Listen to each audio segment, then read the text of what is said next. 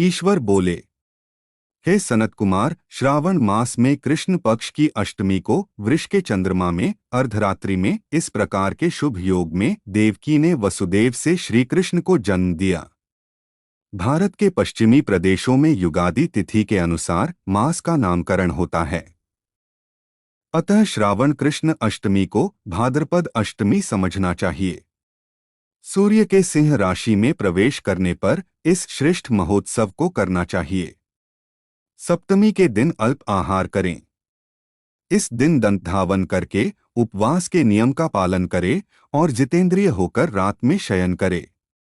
जो मनुष्य केवल उपवास के द्वारा कृष्ण जन्माष्टमी का दिन व्यतीत करता है, वह 7 जन्मों में किए गए पापों से मुक्त हो जाता है, इसमें संदेह नहीं है। पापों से मुक्त होकर गुणों के साथ जो वास होता है, उसी को सभी भोगों से रहित उपवास जानना चाहिए। अष्टमी के दिन नदी आदि के निर्मल जल में तिलों से स्नान करके किसी उत्तम स्थान में देवकी का सुंदर सूतिकागृह बनाना चाहिए, जो अनेक वर्ण के वस्त्रों, कलशों, फलों, पुष्पों तथा दीपों से सुशोभित हो और चंदन तथा अगरू से सुवासित हो। उसमें हरिवंश पुराण के अनुसार गोकुल लीला की रचना करें और उसे बाजों की ध्वनियों तथा नृत्य गीत आदि मंगलों से सदा युक्त रखे। उस गृह के मध्य में षष्ठी देवी की प्रतिमा सहित सुवर्ण, चांदी, ताम्र, पीतल, मिट्टी, काष्ठ अथवा मणि की अनेक रंगों से लिखी हुई श्री कृष्ण की प्रतिमा स्थापित करें। वहां 8 शल्य वाले पलंग के ऊपर सभी शुभ लक्षणों से संपन्न प्रसूतावस्था वाली देवी की मूर्ति रखकर उन सबको एक मंच पर स्थापित करे और उस पर्यंक में स्तनपान करते हुए सुप्त बालरूप श्री कृष्ण को भी स्थापित करें। उस सूतिकागृह में एक स्थान पर कन्या को जन्म दी हुई यशोदा को भी कृष्ण के समीप लिखे। साथ ही साथ हाथ जोड़े हुए देवताओं, यक्षों, विद्याधरों तथा अन्य देवयोनियों को भी लिखे और वहीं पर खड्ग तथा ढाल धारण करके खड़े हुए वासुदेव को भी लिखे। इस प्रकार कश्यप के रूप में अवतीर्ण वसुदेव जी, अदिति स्वरूपा देवकी, शेषनाग के अवतार बलराम, अदिति के ही अंश से प्रादुर्भूत यशोदा, दक्ष प्रजापति के अवतार नंद, ब्रह्मा के अवतार गर्गाचार्य, सभी अप्सराओं के रूप में प्रकट गोपिकावृंद, देवताओं के रूप में जन्म लेने वाले गोपगण, कालनेमि स्वरूप कंस, उस कंस के द्वारा व्रज में भेजे गए वृषासुर, वत्सासुर, कुवल्यापीड़, केशी आदि असुर, हाथों में शास्त्र लिए हुए दानव तथा यमुनादह में स्थित कालिय नाग, इन सबको वहां चित्रित करना चाहिए। इस प्रकार पहले इन्हें बनाकर श्री कृष्ण ने जो कुछ भी लीलाएं की हैं, उन्हें भी अंकित करके भक्तिपरायण होकर प्रयत्नपूर्वक 16 उपचारों से मंत्र के द्वारा उनकी पूजा करनी चाहिए। वेणु तथा वीणा की ध्वनि के द्वारा गान करते हुए प्रधान किन्नरों से निरंतर जिनकी स्तुति की जाती है, हाथों में भृंगारी, दर्पण, दूर्वा, दधी, कलश लिए हुए किन्नर जिनकी सेवा कर रहे हैं, जो शय्या के ऊपर सुंदर आसन पर भली भांति विराजमान हैं, जो अत्यंत प्रसन्न मुखमंडल वाली हैं तथा पुत्र से शोभायमान हैं, वे देवताओं की माता तथा विजयसुतसुता देवी देवकी अपने पति वासुदेव सहित सुशोभित हो रही हैं। उसके बाद विधि जानने वाले मनुष्य को चाहिए कि आदि में प्रणव तथा अंत में नमः से युक्त करके अलग अलग सभी के नामों का उच्चारण करके सभी पापों से मुक्ति के लिए देवकी, वासुदेव, बलदेव, नंद तथा यशोदा की पृथक पृथक पूजा करनी चाहिए।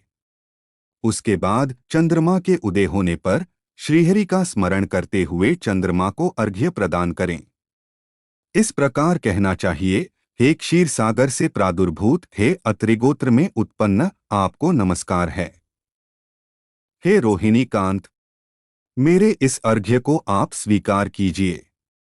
देवकी के साथ वासुदेव, नंद के साथ यशोदा, रोहिणी के साथ चंद्रमा और श्री कृष्ण के साथ बलराम की विधिवत पूजा करके मनुष्य कौन सी परम दुर्लभ वस्तु को नहीं प्राप्त कर सकता है। कृष्णाष्टमी का व्रत 1 करोड़ एकादशी व्रत के समान होता है। इस प्रकार से उस रात पूजन करके प्रातः नवमी तिथि को भगवती का जन्म महोत्सव वैसे ही मानना चाहिए जैसे श्री कृष्ण का हुआ था। उसके बाद भक्तिपूर्वक ब्राह्मणों को भोजन कराना चाहिए और उन्हें जो जो अभीष्ट हो गौ धन आदि प्रदान करना चाहिए। उस समय यह कहना चाहिए, श्री कृष्ण मेरे ऊपर प्रसन्न हो। गौ तथा ब्राह्मण का हित करने वाले आप वासुदेव को नमस्कार है, शांति हो, कल्याण हो। ऐसा कहकर उनका विसर्जन कर देना चाहिए। उसके बाद मौन होकर बंधु बांधवों के साथ भोजन करना चाहिए। इस प्रकार जो प्रत्येक वर्ष विधान पूर्वक कृष्ण तथा भगवती का जन्म महोत्सव मनाता है, वह यथोक्त फल प्राप्त करता है। उसे पुत्र, संतान, आरोग्य तथा अतुल सौभाग्य प्राप्त होता है। वह इस लोक में धार्मिक बुद्धि वाला होकर मृत्यु के बाद वैकुंठ लोक को जाता है। हे सनत कुमार, अब इसके उद्यापन का वर्णन करूंगा। इसे किसी पुण्य दिन में विधिपूर्वक करें। एक दिन पूर्व एक बार भोजन करें और रात में हृदय में विष्णु का स्मरण करते हुए शयन करें। इसके बाद प्रातःकाल संध्या आदि कृत्य संपन्न करके ब्राह्मणों को स्वस्तिवाचन कराएं और आचार्य का वरण करके ऋत्विजों की पूजा करें। इसके बाद वित्त शाठ्य से रहित होकर एक पल अथवा उसके आधे अथवा उसके भी आधे पल सुवर्ण की प्रतिमा बनवानी चाहिए और इसके बाद रचित मंडप में मंडल के भीतर ब्रह्मा आदि देवताओं की स्थापना करें। इसके बाद वहां तांबे अथवा मिट्टी का एक घट स्थापित करें और उसके ऊपर चांदी या बांस का एक पात्र रखें। उसमें गोविंद की प्रतिमा रखकर वस्त्र से आच्छादित करके व्यक्ति 16 उपचारों से वैदिक तथा तांत्रिक मंत्रों के द्वारा विधिवत पूजन करे। इसके बाद शंख में पुष्प, फल, चंदन तथा नारियल फल सहित शुद्ध जल लेकर पृथ्वी पर घुटने टेककर यह कहते हुए देवकी सहित भगवान श्री कृष्ण को अर्घ्य प्रदान करे। कंस के वध के लिए, पृथ्वी का भार उतारने के लिए, कौरवों के विनाश के लिए तथा दैत्यों के संहार के लिए आपने अवतार लिया है। हे हरे, मेरे द्वारा प्रदत्त इस अर्घ्य को आप देवकी सहित ग्रहण करें। इसके बाद बुद्धिमान को चाहिए कि चंद्रमा को पूर्वोक्त विधि से अर्घ्य प्रदान करें। पुनः भगवान से प्रार्थना करें, हे जगन्नाथ, हे देवकी पुत्र, हे प्रभो, हे वसुदेव पुत्र, हे अनंत, आपको नमस्कार है, भवसागर से मेरी रक्षा कीजिए। इस प्रकार देवेश्वर से प्रार्थना करके रात्रि में जागरण करना चाहिए। पुनः प्रातःकाल शुद्ध जल में स्नान करके जनार्दन का पूजन खीर, तिल और घृत से मूल मंत्र के द्वारा भक्तिपूर्वक 108 आहुति देकर पुरुष सूक्त से हवन करें और पुनः इदं विष्णुर्वि चक्र में इस मंत्र से केवल घी की आहुतियां देनी चाहिए। पुनः पूर्णाहुति देकर तथा होमशेष संपन्न करने के अनंतर आभूषण तथा वस्त्र आदि से आचार्य की पूजा करनी चाहिए।